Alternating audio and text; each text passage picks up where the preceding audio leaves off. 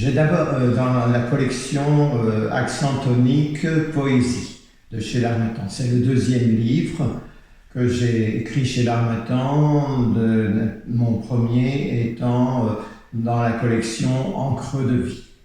J'ai publié également des poèmes au Brésil, Correspondencia, avec la poétesse brésilienne Andrea. Et voici mes poèmes qui ont été écrits d'abord en portugais.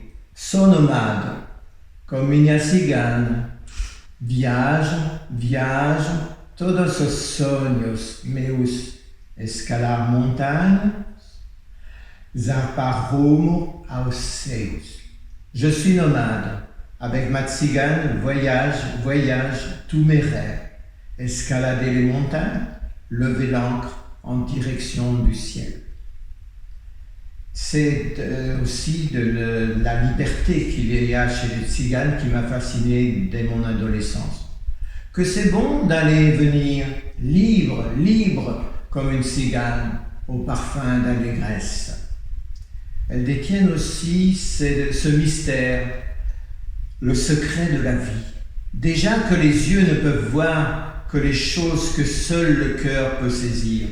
Fondamental est alors l'amour d'une tzigane pour connaître le secret de la vie et de la liberté.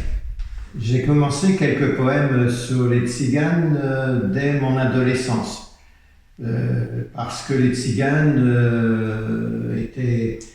faisaient peur aux personnes des villages qui les traitaient souvent de voleurs de poules, les accusaient de tous les maux, parce que pour ce qui les inquiétait, c'est qu'ils n'avaient pas de domicile fixe.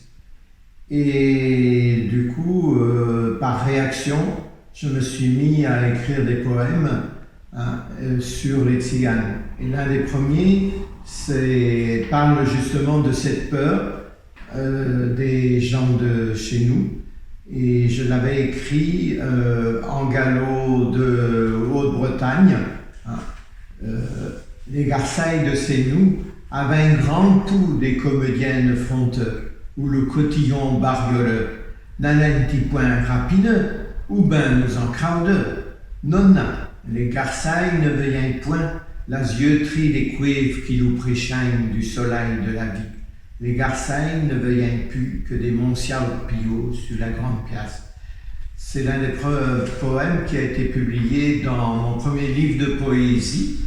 Je vous le traduis. Les gens de chez nous avaient grand peur des bohémiennes effrontées, avec leurs robes bariolées.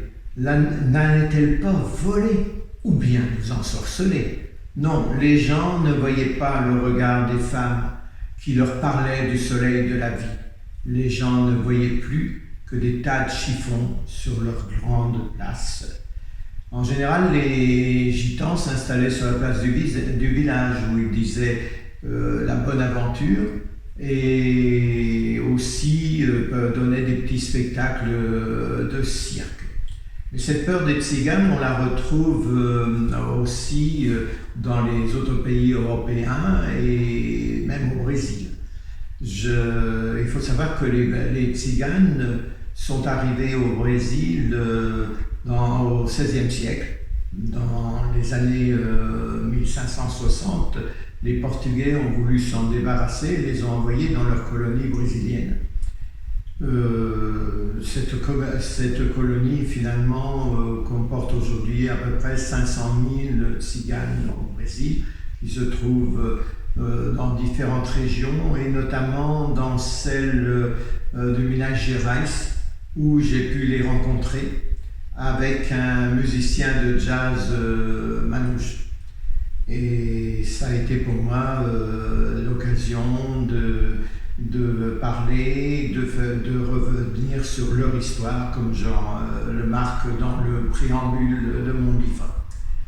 Mais mon livre, c'est surtout des poésies, et des poésies qui ont été écrites en portugais d'abord, alors que je me trouvais là-bas en train de faire des enquêtes sur les tziganes, et puis que j'ai retraduites en français et qui viennent maintenant d'être publiées.